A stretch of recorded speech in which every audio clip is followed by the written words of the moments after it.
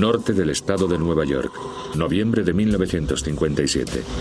En la aletargada ciudad de Apalachin iba a tener lugar una insólita reunión. Una banda de criminales vestidos de hombres de negocios se estaba dando todo un banquete en el jardín de uno de los vecinos más ricos de la localidad. Este extraño grupo llamó la atención de la policía local. Lo que no se podían imaginar era que estaban presenciando una reunión de los dirigentes de la mafia estadounidense. De hecho, hasta ese momento muchos negaban la existencia de la mafia. No desmentían que hubiera delincuencia, pero sí que existiera el crimen organizado o una banda criminal con ritos de iniciación secretos y códigos que se imponían mediante sentencias de muerte. Al otro lado del Atlántico, en Sicilia, la situación era muy parecida. Aquí, en la cuna de la mafia, su influencia llegaba a todas partes. Sin embargo, a menudo se negaba su existencia. Su secretismo y disciplina interna hizo de la mafia una organización poderosa, y ese poder se iba a extender pronto. En 1957, las mafias estadounidenses y sicilianas se hicieron internacionales al crear una empresa criminal multimillonaria. También fue un momento decisivo por otra razón. Marcó el comienzo de una guerra contra el crimen organizado que duraría casi medio siglo. Una guerra que obligó a los Estados Unidos y a Italia a enfrentarse de lleno a la organización criminal.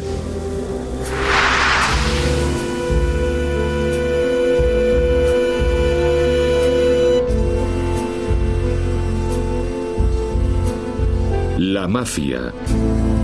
¿La mafia? ¿Qué mafia?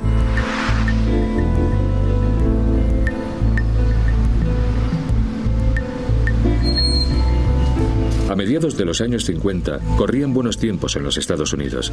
El país se había recuperado de la depresión y de la guerra mundial, y la economía estaba en expansión. Los sueños de muchos hombres y mujeres estadounidenses se habían hecho realidad.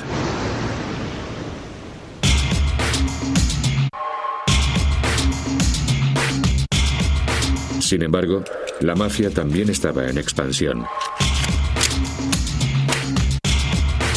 Para los miembros de las familias relacionadas con la mafia, el mundo exterior apenas existía, excepto cuando necesitaban dinero.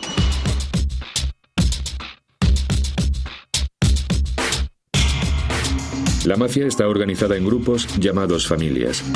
El jefe de la familia es conocido como jefe o padrino. El jefe de Nueva York, que sirvió a la mafia durante más tiempo, fue Joe Bonanno, más conocido como Joe Bananas. Dirigió la familia Bonanno desde principios de los años 30 hasta mediados de los 60. El poder de Bonanno se fundamentaba en la influencia que ejercía en Nueva York. Su hijo Bill sabía cómo actuaba su padre, y él mismo llegó a ser uno de los gángsteres principales del clan Bonanno. Los martes y los jueves mi padre iba a su oficina, se sentaba en la mesa y la gente del barrio venía a pedirle favores. Había mujeres que venían a verle porque no podían llevar a sus hijos al médico porque no tenían dinero. Y mi padre se encargaba de ello. Había también mujeres a las que sus maridos les eran infieles, que venían a preguntar a mi padre qué debían hacer. Y él se ocupaba de ello. Eso ocurría 2 veces por semana, así que supe muy pronto a quién acudir cuando había un problema.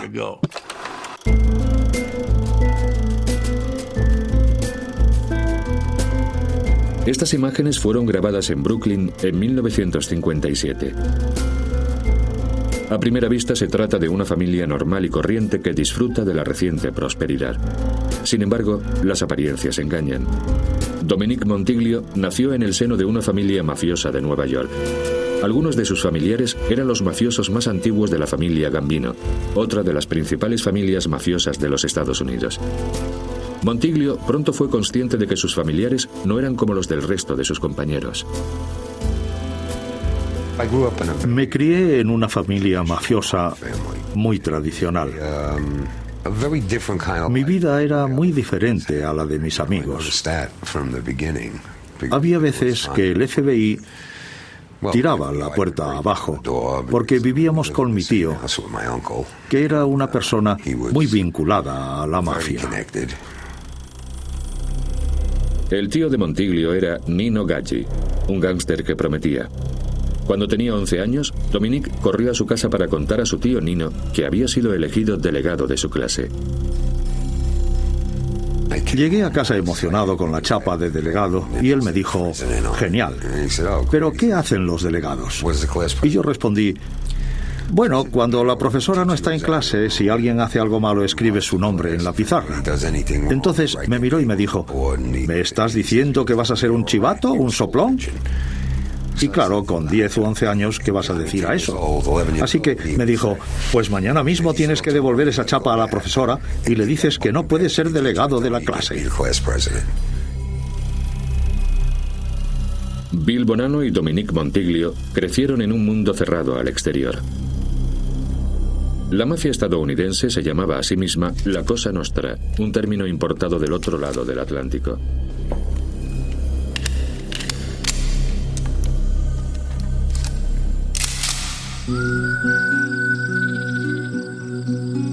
La mafia tenía su origen en Sicilia, la isla más grande del Mediterráneo, a menos de 4 kilómetros de Italia y con una población de 5 millones de habitantes. Al igual que Dominique Montiglio, Leoluca Orlando nació en 1947 en Palermo, la ciudad más grande de Sicilia. Pero a diferencia de Montiglio, dedicó su vida a luchar contra la mafia. Sicilia es una tierra llena de contradicciones. Palermo es la capital de Sicilia y también de la mafia. Y he de decir que es la vergüenza de Italia. En el dialecto siciliano, mafioso significaba audaz o hermoso antiguamente.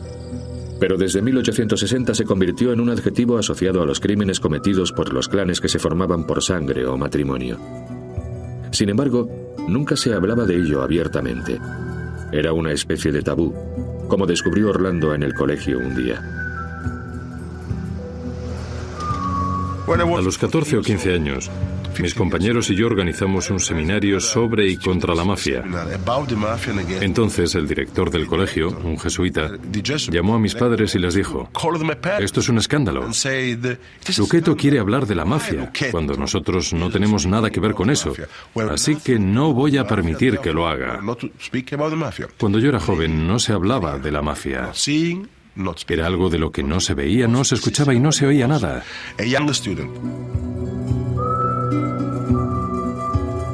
Joe Bonanno creció también en ese mundo.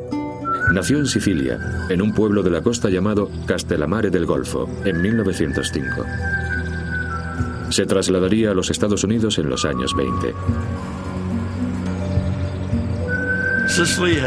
Sicilia tiene una larga historia de desconfianza en las autoridades.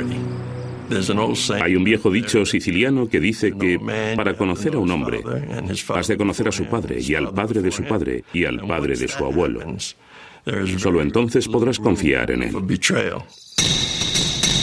El poder de la mafia descansaba en parte en su implacable disciplina. Sus miembros debían guiarse por un rígido código de conducta llamado omertà, o voto de silencio. En Sicilia, todos los mafiosos tenían que jurar que nunca traicionarían a la organización y que llevarían a cabo las órdenes de los jefes de la mafia. Los novatos juraban fidelidad en una ceremonia casi religiosa, tras la que se convertían en hombres de honor. La mafia estadounidense siguió con la tradición de la ceremonia de iniciación.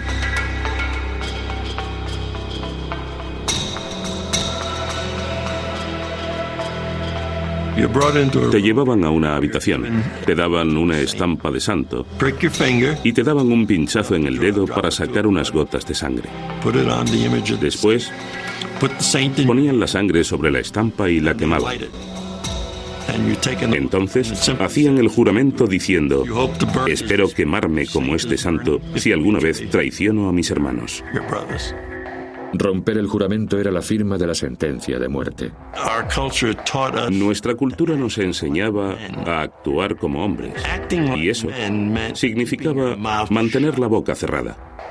Sin embargo, para Bonanno y sus mafiosos, la omertà era más que un simple voto de silencio.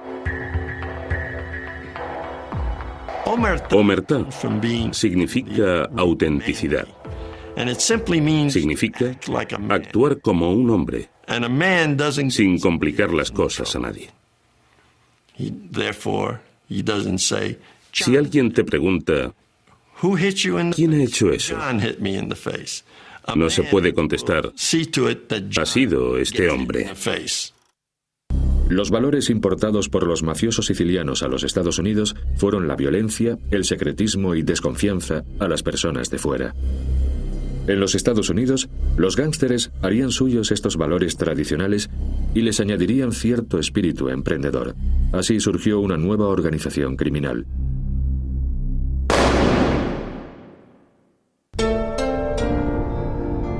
En 1897 nació un siciliano que cambiaría la fisonomía de la criminalidad. Salvatore Lucania se convertiría en el infame Charlie Lucky Luciano, el padre de la mafia estadounidense moderna.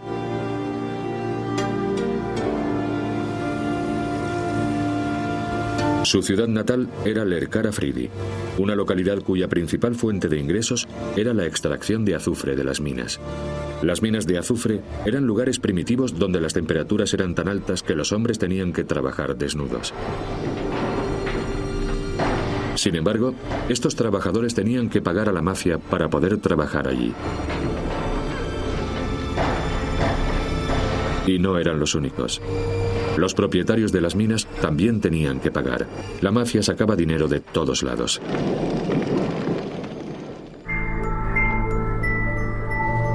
A la edad de 10 años, Luciano fue uno de los cientos de miles de sicilianos que dejaron atrás la pobreza de la isla y zarparon rumbo a una nueva vida en los Estados Unidos. Pronto se dejaría llevar por el crimen. De adolescente, Luciano se unió a la famosa Banda de los 5 Puntos, de la que también era miembro Al Capone. Era la época de la prohibición. Durante 13 años fue ilegal producir o vender alcohol en los Estados Unidos. Luciano y otros adolescentes ganaron millones de dólares suministrando alcohol a los estadounidenses. Salvatore Lucania se bautizó a sí mismo como Charles Luciano, pero se ganó el sobrenombre de Lucky y también 2 cicatrices en el cuello cuando milagrosamente sobrevivió a una brutal paliza. Dirigía su reino criminal desde una suite presidencial del lujoso hotel neoyorquino Waldorf. Aquí se hacía llamar señor Charles Ross. Llegó a lo más alto en 1932 con el asesinato de Salvatore Maranzano, entonces el jefe más poderoso de los Estados Unidos. Sin embargo, las constantes batallas interrumpían sus negocios. Si había 3 mafiosos en algún barrio italiano, era casi seguro que 2 intentarían matar al otro y este conspiraría contra los otros 2. Al final, aparecerían muertos en las calles de la ciudad y sus muertes habrían sido en vano. Luciano quería que las familias mafiosas enterraran sus diferencias y no los unos a los otros. Siempre le oía decir, no podemos ganar dinero con las pistolas en las manos. Decía eso una y otra vez.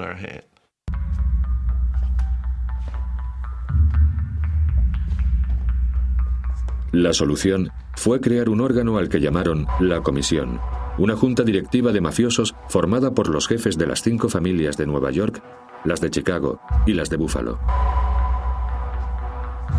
Si algún jefe tenía alguna queja de alguna otra familia, podía exponerla en la comisión. Sin embargo, para que el plan prosperara, Luciano tenía que tener el apoyo de las otras familias, incluida la de Joe Bonanno, que acababa de reemplazar a Maranzano, el hombre cuyo asesinato había sido organizado por Luciano. Hay que recordar que Luciano estaba muy americanizado. Mi padre siempre me decía que Luciano hablaba como los estadounidenses. Luciano dijo a mi padre, esos tipos están muertos y yo no quiero discutir contigo. Y sé que tú tampoco quieres discutir conmigo. Así que olvidémonos del pasado y pensemos en el futuro. Joe Bonanno respaldó el plan de Luciano y le acompañó en la primera reunión de la comisión en la que también se encontraba Al Capone. La idea de Luciano era fusionar la estricta mafia siciliana con la mafia estadounidense. Su plan era una especie de amalgama, de la que surgió lo que conocemos hoy como la mafia estadounidense. En paz, la mafia podía concentrarse en lo mejor que conocía: ganar millones de dólares con el control del juego ilegal, la prostitución y la extorsión. La vida de mafioso era muy atractiva en la América de la posguerra. El adolescente Henry Hill miraba atemorizado desde su ventana de Brooklyn a los mafiosos que se reunían en la calle. Veía sus Cadillacs, sus trajes, sus anillos de enormes diamantes y sus preciosas mujeres y pensaba: yo quiero ser uno de ellos. Así que hablé con ellos y me dieron trabajo de limpiacoches. Así es como me introduje en ese mundo. Fue increíble. Hill se convertiría en gángster de la familia Lucchese. Otro futuro gángster, Frank Culotta, también sentía admiración por los mafiosos de su barrio de Chicago. Bueno, yo crecí en ese mundo.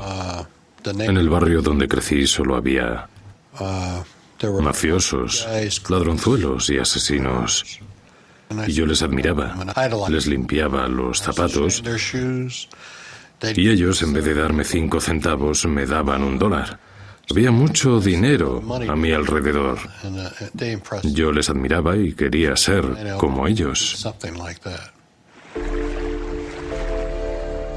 La rígida disciplina que la comisión impuso en el mundo del crimen puso de relieve que el poder de la mafia no tenía límites. En Nueva York, lugares como los muelles eran sinónimos de mafia. Utilizaron el control de los sindicatos y de las compañías pesqueras para ganar millones de dólares. Hicieron lo mismo por toda la ciudad, ya que también controlaban la industria de la construcción. Si se construye un edificio y se incrementa un 2 o un 3% el valor del cemento utilizado, se pueden ganar millones de dólares. Y eso es lo que hacían.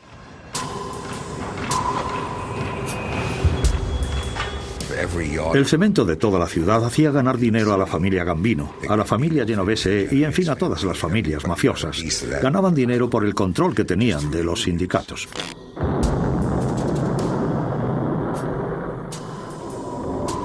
No hacían dinero solo con esto. Se dedicaban a otras muchas actividades por todo el país que también eran muy lucrativas. Por eso, llegaron a tener una fuerza que había que tener muy en cuenta. En Nueva York, la mafia parecía estar por todas partes. Prácticamente dirigía toda la ciudad. Podía hacer que pararan la construcción de un edificio o el rodaje de una película o una obra de teatro en Broadway. Y si no obedecías al capo, te mataban o nunca más volvías a trabajar. Así eran las cosas. Casi todas las autoridades negaban la existencia de una organización criminal a nivel nacional. Una de las razones para ello era que la mafia compraba su propia protección. Bill Bonanno afirma haberse reunido con agentes de policía corruptos en determinados restaurantes para comprar su silencio. Hace poco fui a cenar a un restaurante con 2 amigos. Y cuando nos sentamos en la mesa me dijeron: tienes una mirada nostálgica, ¿qué te ocurre? Y contesté: a finales de los años 40 y principios de los 50 solía venir aquí y me sentaba en la mesa de la esquina con la policía. Y mi amigo me preguntó: ¿y qué hacías aquí con la policía? Y les dije: les daba sus sobres para que hicieran la vista gorda a nuestras apuestas, a nuestras carreras de caballos y a nuestras cuentas. La comisión fue responsable de una época de gran prosperidad. Mientras ascendía entre las filas de la mafia, Bill Bonanno asistió a varias reuniones de la comisión con su padre, el capo de la mafia, Joe Bonanno. La comisión llegó a ser tan poderosa que incluso podía influenciar las decisiones de gobierno. Recuerdo que en esas reuniones se decía: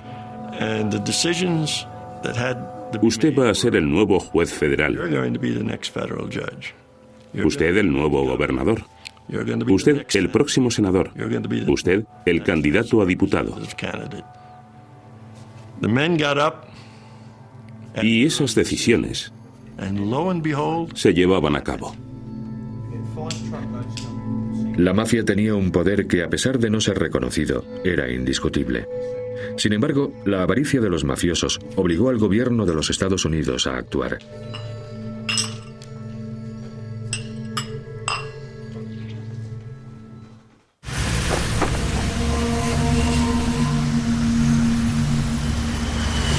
En los Estados Unidos y en la Sicilia de los años 50, la mafia controlaba muchos aspectos de la vida.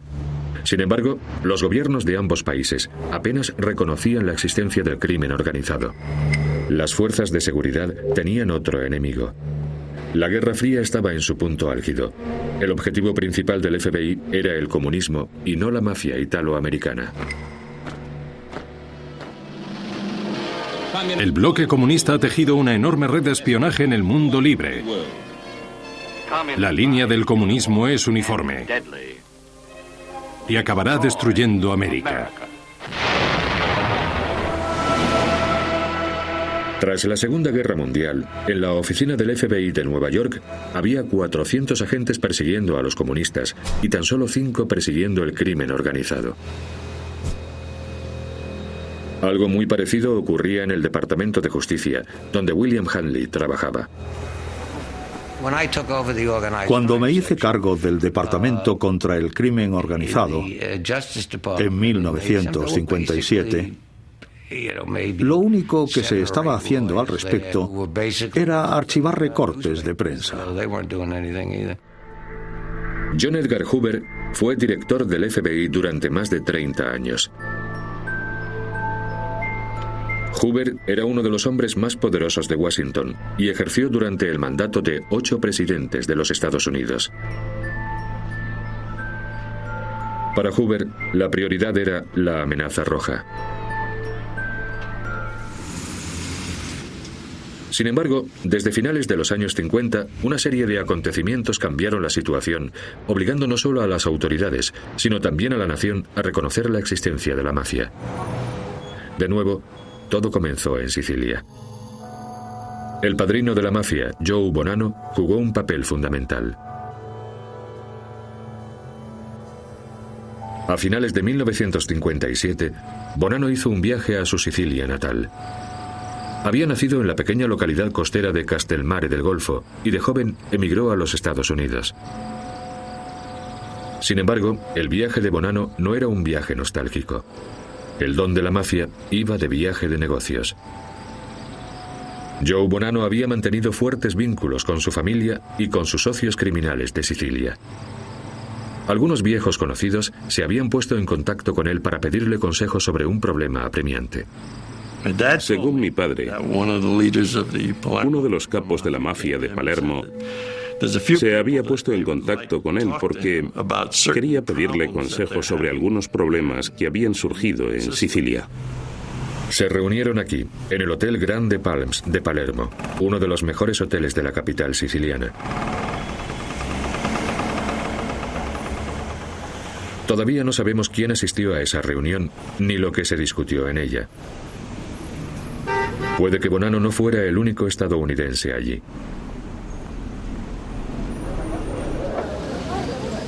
Charles Lucky Luciano vivía por entonces en Italia, ya que había sido deportado de los Estados Unidos.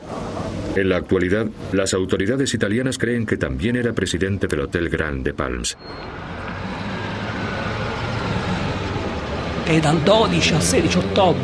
Del 10 al 16 de octubre de 1957, unos 30 jefes mafiosos asistieron a una cumbre que se celebró en el Hotel Grande Palm, en Palermo.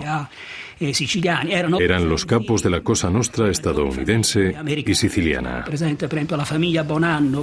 Las familias estadounidenses más importantes estaban representadas en esta cumbre. Allí estaban Joe Bonanno, Lucky Luciano, que vivía en Italia desde 1947, y todos los capos de los clanes sicilianos. In Italia dal 47 e poi erano presenti i capimafia locali, i capimafia siciliani. Durante la cena, los sicilianos explicaron el porqué de la reunión. Se trataba de una convención de negocios y uno de los puntos más importantes a tratar era el asunto de las drogas, que ofrecían muchos beneficios pero implicaba ciertos riesgos. El propósito de la reunión era consultar con mi padre un problema que había surgido: el tráfico de estupefacientes en Turquía. Los sicilianos tenían un dilema. Algunas familias no tenían claro si debían o no involucrarse en el tráfico de drogas. Los más jóvenes no veían nada malo en beneficiarse de ello. De hecho, la mafia estadounidense estaba teniendo el mismo debate. Al parecer, Joe Bonanno no estaba allí para dar consejos. Estaba allí para cerrar un trato que reorganizaría el tráfico internacional de la heroína. Según el FBI, fue una reunión que terminó con el establecimiento de la familia Bonanno como pieza principal del tráfico transatlántico de heroína. Los sicilianos se encargarían de la producción y del contrabando de la droga, y los estadounidenses la distribuirían y sacarían tajada de ello. Esta fue la primera vez que las mafias de ambos lados del Atlántico se reunían. El crimen organizado se iba a universalizar.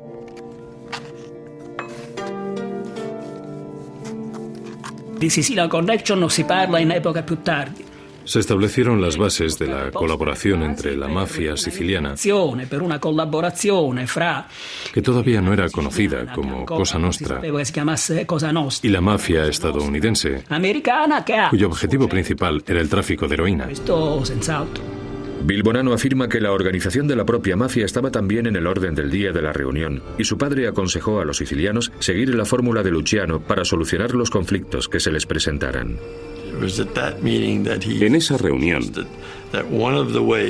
se sugirió que para resolver sus problemas tendrían que hacer lo que los estadounidenses habían hecho: crear una comisión. Los sicilianos crearon una comisión que se reunió unas cuantas veces, pero nunca llegó a tener la autoridad que tenía la comisión estadounidense. En Estados Unidos, el asunto de las drogas continuó dominando las discusiones de la mafia.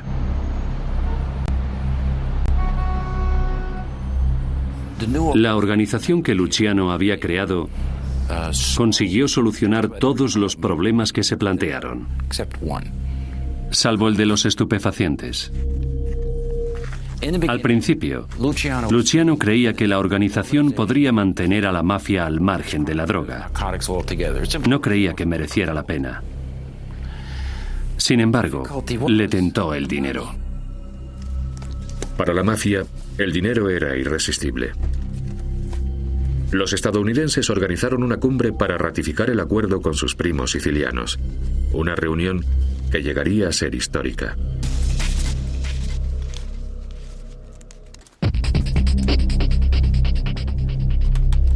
El acuerdo de 1957 entre la mafia siciliana y la estadounidense fue decisivo para ambas organizaciones. El dinero que ofrecía el negocio de la droga era la clave. Todo el mundo sabía que el tráfico de drogas daba más dinero que cualquier otra actividad, es decir, que las apuestas o la extorsión. Sin embargo, también sabían que conllevaba largas condenas, y los capos temían que sus hombres rompieran el código de silencio si se enfrentaban a décadas de cárcel.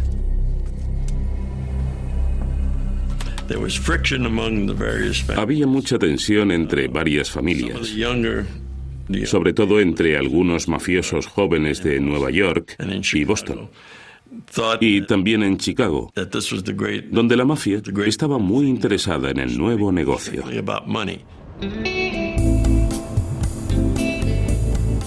La mafia de Chicago adoptó la postura más extrema en cuanto al tráfico de droga. Frank Culotta era un joven gángster que prometía mucho. Entonces no se podía traficar con droga. Si lo hacías, podías tener muchos problemas. Todos sabíamos que la droga era un negocio sucio e inmoral que podía llegar a ser muy problemático. Era una especie de tabú. Y si traficabas con droga, podías acabar muy mal parado. La mafia celebró otra cumbre en noviembre de 1957, justo un mes después de la reunión con los sicilianos en Palermo. Vito Genovese se iba a reunir con otro padrino, Joe Bonanno. Ambos estaban interesados en que la mafia traficara con drogas. Para Genovese, el asunto más importante a tratar era la droga. Él, Bonanno y otros muchos capos ya estaban traficando con drogas, pero no se hablaba de ello abiertamente. Así que en esa reunión decidieron hacer de ello un asunto oficial para ganar todo el dinero que pudieran. La cumbre se celebró en una pequeña ciudad llamada Apalachin, al norte del estado de Nueva York. La reunión tuvo lugar en una finca de 20.000 metros cuadrados, propiedad de Joseph Barbara, un adinerado hombre de negocios y asociado de la mafia. Eligieron esa finca porque pensaron que, al estar en un lugar aislado, estarían fuera del alcance de la policía. Por desgracia, los capos de la mafia estaban muy equivocados. Durante algo más de un año, la policía local había estado vigilando el lugar tras descubrir que uno de sus invitados, Carmine Galante, era uno de los mafiosos más importantes de Nueva York, el número 2 de Joe Bonanno. El 14 de noviembre, a los policías les extrañó ver varios Cadillacs con matrículas de otros estados. Cuando los agentes fueron a echar un vistazo, vieron a unos 100 hombres disfrutando de una barbacoa. Todos ellos llevaban trajes oscuros, sombreros y relucientes zapatos. Si no hubieran sospechado que podría tratarse de una reunión de mafiosos, hubieran creído que estos hombres estaban haciendo una barbacoa normal y corriente, a pesar de ir vestidos con trajes. Pero bueno, cada loco con su tema. De repente, alguien vio a la policía. Uno de ellos gritó, ¡que viene la policía! Y todos empezaron a correr. Fue increíble. Aquello fue un verdadero caos. Algunos capos se escondieron, otros se fueron en sus coches y otros se adentraron en el bosque.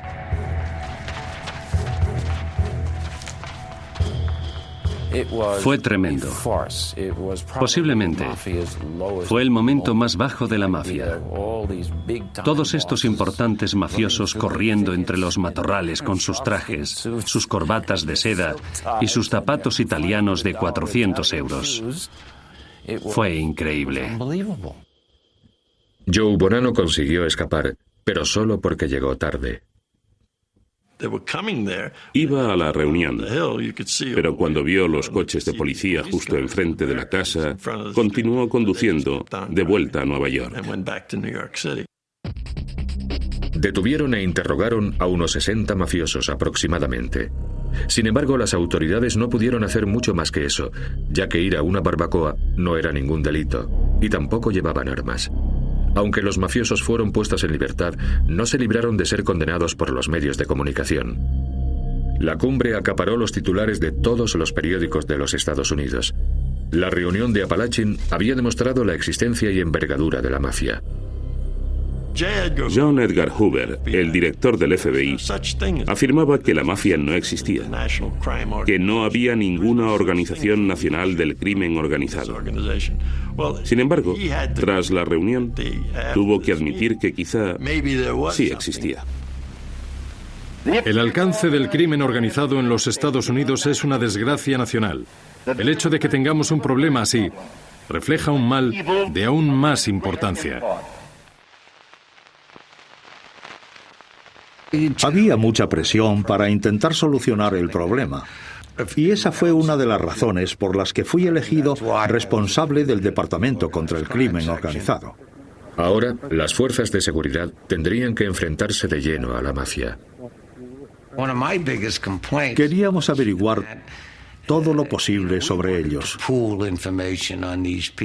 Queríamos que las agencias de investigación compartieran con nosotros los datos que tenían. Queríamos juzgarles, y para ello necesitábamos más información, pero eso iba a ser difícil de conseguir. Ahora el centro de atención era la mafia. En poco tiempo llamaría también la atención del presidente y del pueblo estadounidense.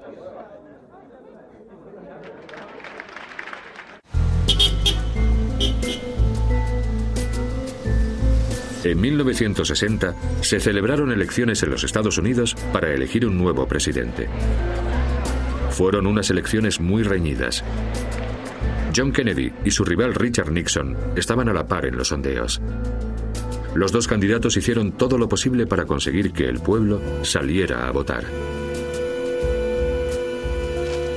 Nuestra campaña está dirigida a los votantes que no están registrados, porque nos gustaría que esos ciudadanos fueran a las urnas en las elecciones de noviembre. Son fundamentales para el senador Kennedy. La mafia estadounidense había influenciado a los políticos locales durante décadas. Ahora, los gánsteres tenían de repente espíritu comunitario. El mafioso de Chicago, Frank Culotta, sostiene que su jefe le ordenó que tomara parte en las elecciones.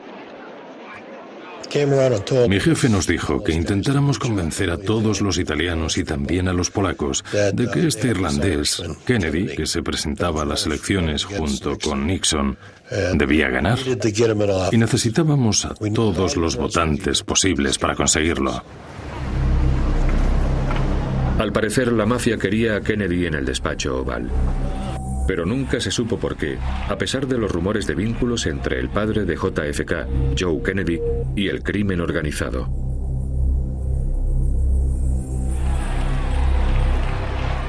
Kennedy fue elegido por un margen muy estrecho de solo 100.000 votos. En Illinois, los demócratas ganaron por tan solo 9.000 votos. Hemos ganado por un margen muy estrecho, pero creo que toda la sociedad está de acuerdo en que tendremos que hacer un gran esfuerzo durante los próximos años para que este país sea un lugar seguro en la década de los 60. La mafia esperaba que la administración Kennedy fuera más benevolente con el crimen organizado. Sin embargo, no fue así. Su hermano menor, Robert, fue elegido ministro de Justicia. Ya había demostrado ser un feroz oponente al crimen organizado en su etapa como consejero de la comisión Mover. Su nombramiento tuvo un impacto inmediato en el FBI y en su director, John Edgar Hoover. Entonces, Hoover ordenó a sus agentes que pusieran micrófonos a la mafia, porque sabía que Kennedy le iba a presionar en cuanto al crimen organizado. El FBI puso micrófonos en Chicago y en Las Vegas, donde la mafia dirigía las apuestas ilegales. Era ilegal escuchar conversaciones privadas, incluso de los mafiosos más sospechosos. Costó mucho tiempo convencer al FBI de que la mafia representaba una amenaza muy real.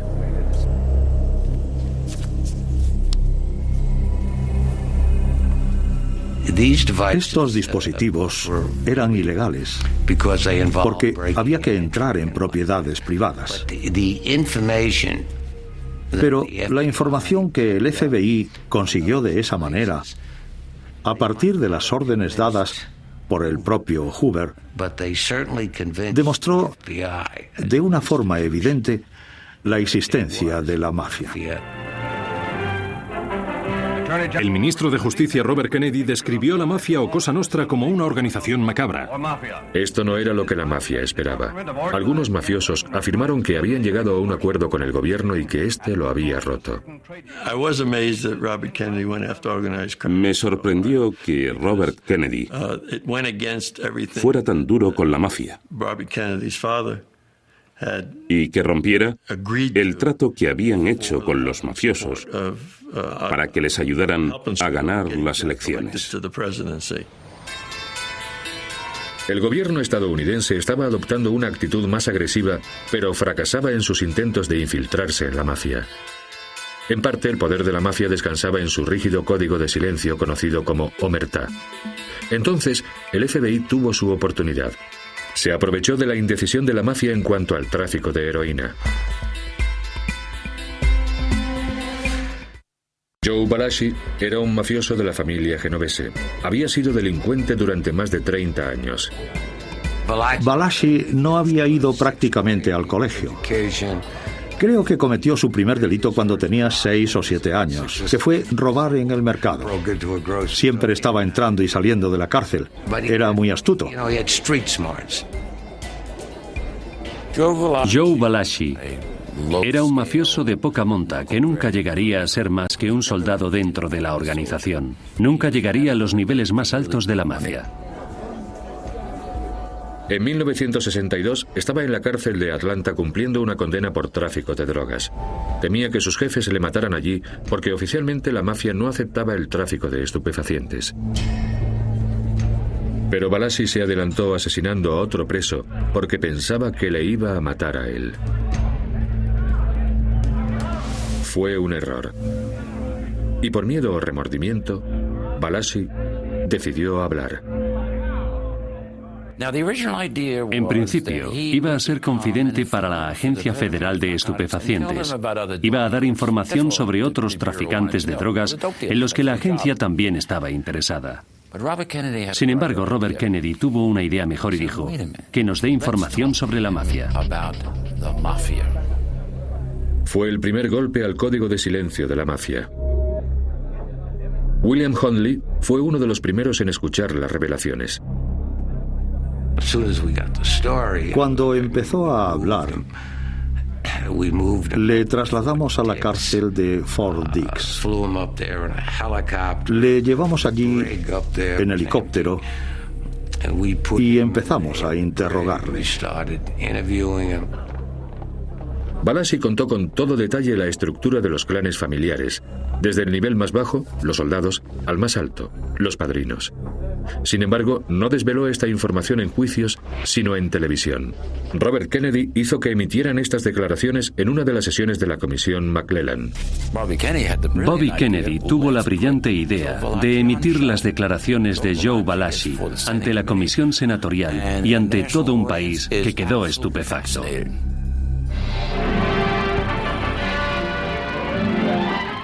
El AMPA se convierte en el centro de las nuevas sesiones de la Subcomisión Senatorial sobre el Crimen Organizado.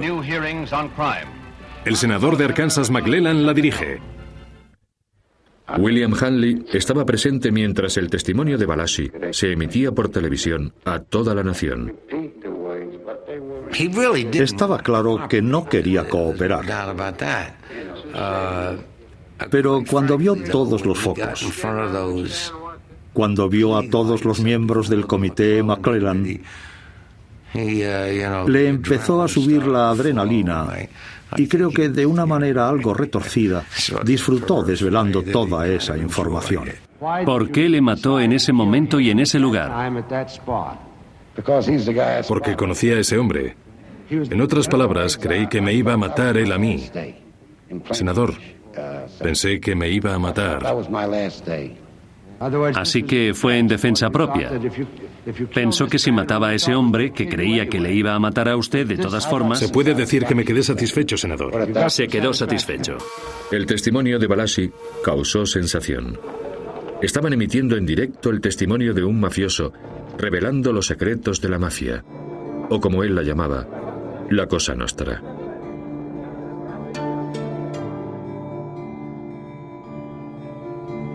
Balashi confirmó lo que los micrófonos del FBI habían empezado a grabar y lo que su director, John Edgar Hoover, había comenzado a creer de manera reticente. Existía una organización criminal que se valía de rituales y símbolos sicilianos para dirigir una empresa multimillonaria.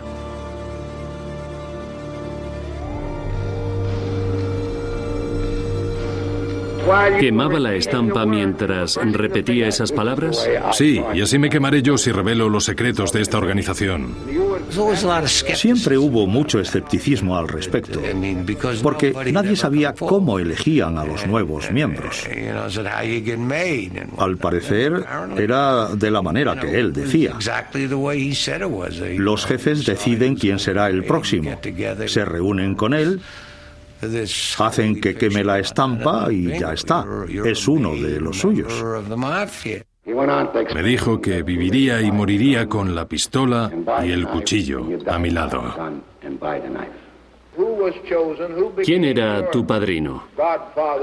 Joe Bonanno. Joe Bonanno. Sí, él fue mi padrino. ¿Y dónde se encuentra él en este esquema que tenemos aquí? ¿Es todavía jefe de una de las familias? Sí, todavía lo es. ¿Todavía lo es? Sí. ¿Todavía está vivo? Sí. Para la mafia estadounidense y para la familia Bonanno en particular, la aparición de Balashi en televisión tuvo consecuencias apabullantes. El testimonio de Balashi fue un golpe tremendo para nuestro mundo. No hay duda de ello. Senador, ¿puedo decir una cosa? No puedo decirle nada más. Todo lo que le estoy diciendo ante todas estas cámaras es mi sentencia de muerte. Joe Balashi murió en la cárcel víctima de un cáncer en 1971. Había hecho pedazos la idea de que no existía el crimen organizado en los Estados Unidos. La Cosa Nostra ya no era una organización secreta que pudiera seguir expandiéndose con sus primos sicilianos. Para ambas mafias, el voto de silencio se convirtió en el más importante de sus valores.